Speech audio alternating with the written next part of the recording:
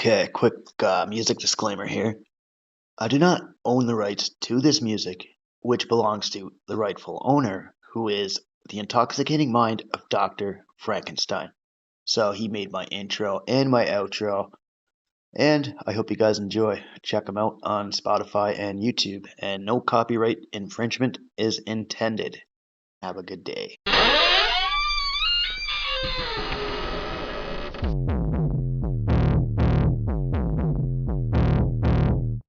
A clear choice of good versus evil, of right versus wrong.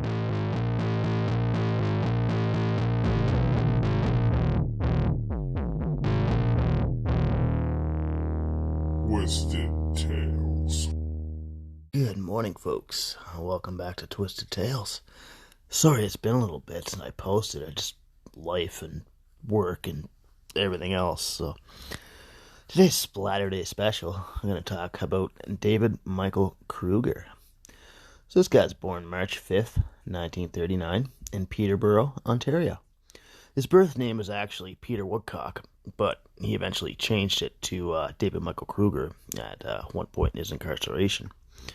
So he's a Canadian serial killer and child rapist, but, it didn't always start out this way. So I'm going to switch over to his early days before all his psycho tendencies. So let's dive right into this. So David's mother was actually a 17-year-old factory worker named Wada Woodcock. She gave him up for adoption after only a month. So this had David bouncing around from foster home to foster home. And even though in the early days of being an infant, he began to show signs of emotional trauma. And anyone who approached him, made him very terrified. His speech as an infant was underdeveloped and mostly sounded like, somebody was making animal noises. At the age of 2, doctors treated David for injuries from a beating that one of his foster parents gave to him. At age 3, little David found a foster home permanently. So it was a well-off family, and they had another son. Those parents' names were Frank and Susan Maynard. Now, the Maynards tried to socialize with young David and bond with him, but he was resistant, and he had some outbursts and volatile behavior. So this behavior kind of eventually led to the foster parents to take him to a local children's hospital to seek treatment. But alas, nothing worked, and all the treatments failed. So in turn, his behavior had him sent to a private school at around the age of 11. So he had a hard time making friends, didn't really interact with his peers. A children's aid worker that worked with David actually wrote in a report that he was an angry little boy and he lacked a lot of self-control. So during school, at this point in time, the school actually noticed that he was being resentful to the other children. But, there was no indication that he would actually ever harm another person, another child. So at a later time in Kingston, Ontario, he was actually sent to another school for emotionally disturbed children. He began acting out on his sexual urges towards other children. He had sex with a 12-year-old girl when he was 13. So at this school, they found out about that and actually discharged him. And he was sent back home to live with his foster parents. So they enrolled him back into his original private school, hoping that he would thrive in his studies, but he failed to do so. But this guy was really smart, like all his teachers said he had high hopes, and all his schoolwork was fine, but just the way he interacted with people, creeped everybody out. Fast forward to age 16, David was actually removed from private school yet again, and this led David to be placed in public high school. Now, being back in high school meant being back in his hometown, and here he was recognized by the old neighborhood kids. They were pretty familiar with him from their younger days and began to bully him. So the bullying got to be so much that David was sent back to private school after only 6 weeks of public high school. And like I mentioned before, he was a very bright student. A few teachers complimented him on his schoolwork, but still, his weird behavior towards his peers, they wanted nothing to do with him. He excelled at many and variety of subjects, but was still unable to connect with others, which, pretty much his downfall. So shortly after this, after all his tendencies decided that they wanted to come out and play, that the murder soon began. So at 17 years old, in September 1956, September 15th to be exact. Um, he went on a little bike ride, and he encountered a 7-year-old, hope I said his name right, Wayne Mallet, roughly around that, I guess. So he was hanging around the exhibition place. So just a quick example of the exhibition place. It's a publicly owned little district in Toronto, Canada. It's located along the shorelines of Lake Ontario, just west of downtown Toronto. So it's just a little place that includes, an exhibit, trade, banquet centers, a theater, music, and music buildings. So he used that area to lure the child out of sight. And then he began to strangle him. So Wayne's body was found the next day. Police noticed that the boy's clothes had been undressed and redressed. So there was no signs of sexual abuse. He was found face down in the dirt, and there were 2 bite marks on his body.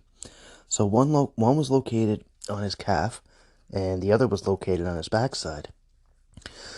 They also found some weird stuff, like, they found some pennies tossed nearby. So Kruger had actually defecated next to the young boy's body. I mean, like, this is just kind of the mentality of this kid that we have here, 17 years old. So, I mean, like, during the investigation, Toronto police actually arrested another local boy named Ron Moffat. They pretty much coerced a confession from him, even though witnesses had stated that he had been found at a movie theater at the time of the murder. He was found guilty, and he was sent to a youthful offenders facility. And he actually spent some time there. It was only after that Kruger was later arrested and he testified to Wayne's murder that they realized the error of the wrongful murder conviction. Moffat was released in 1957. So fast forward over to October 6th, 1956. So Kruger was actually riding his bike in Cabbagetown when a 9-year-old named Gary Morris came into view. He stopped and chatted with the boy, and they rode on Kruger's bike to Cherry Beach. So Cabbagetown, being a neighborhood in central Toronto, there's lots of places to be sneaky and hide a body. He strangled Gary and beat him, which caused the poor kid's liver to actually rupture from the attack. This eventually led to his death, and Gary's body was found with a bite mark on his throat, and paper clips were all thrown about the crime scene. So the boy's clothes were removed and put back on, just like the previous victim. Again, there was no signs of any sexual assault. On January 19th, 1957, his third victim, David, was actually out on another bike ride. So Kruger came across 4-year-old Carolyn Boyce. He offered the little girl a ride, so he drove her to the Bloor Viaduct, and he murdered her. So the Bloor Viaduct is actually called the Prince Edward Viaduct System. It's located in Toronto, Canada, and it's a roadway that has 5 lanes, 3 eastbound and 2 westbound. It also has a bicycle lane in each direction. So this is how David traveled. He drove his bike up and down the bridge. So you guys just learned something today, and we learn something new every day. So poor little Carolyn was actually found by police with her clothes stripped off. She was choked unconscious, and David actually sexually molested her with a foreign object. So there were actually witnesses at this time, which is good because, this sicko had to be locked up. And they saw Kruger cycling away. One was actually able to provide details to a sketch artist, and that was actually sent off to the Toronto Star, which is a local newspaper. They ran the sketch on the front page, and eventually leading to the identification of Kruger. And on January 21st, 1957, Kruger was actually arrested, and he confessed to the officers about the 3 crimes that he committed. So on April 11th, 1957, after a 4-day trial, Kruger was found not guilty by reason of insanity. Ain't that a bitch? And instead, he was sent to an Oak Ridge division of Penetanguishene Mental Health Center. Say that 10 times fast. So, due to his mental capacity, he was not tried for the remaining 2 murders. So during his incarceration, Kruger's doctors determined that he was actually indeed a psychopath. Yeah, you think? And attempted to treat his mind with treatments. LSD treatments were actually very popular at the time. So given a number of different drugs, subjected to alternate therapies, they found out that nothing made any changes in his behavior whatsoever.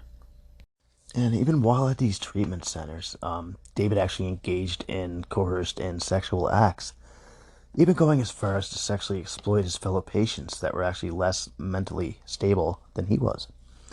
So he actually stated to some that he was in a gang on the outside, and people could be initiated by performing oral sex with him and bringing him cigarettes.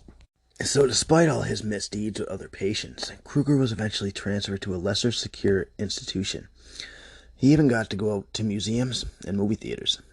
That's just a great idea if I ever heard one. And it was actually during this time that he legally changed his name to David Michael Kruger. See, I told you we'd get back to that. And he actually began a relationship with a patient named Bruce Hamill. Now, Hamill had been released from Oak Ridge, and he worked as a security guard at the courthouse in Ottawa, Ontario.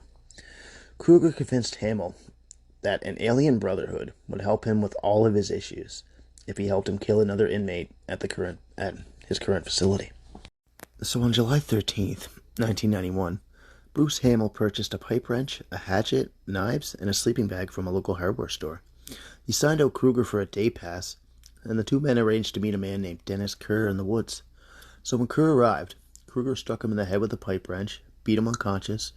Kruger and Hamill actually mutilated his body with the hatchet and knife before sodomizing his corpse. Kruger left the scene, walked 2 miles to a police station, and turned himself in. After his arrest, Kruger was sent back to his original maximum security facility, where he actually previously spent the 34 years of his life.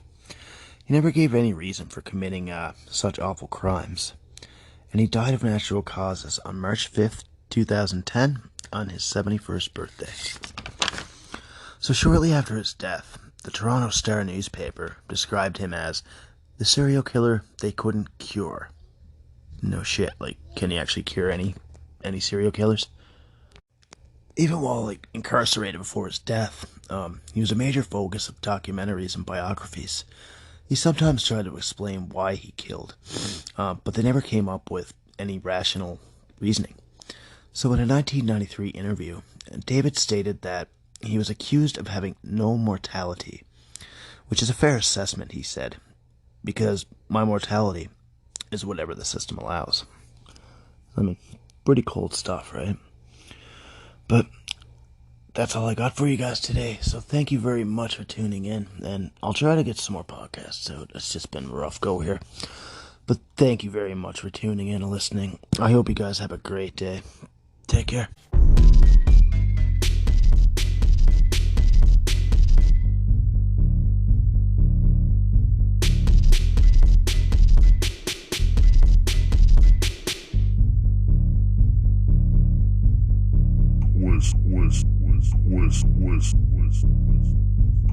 Twisted Tales.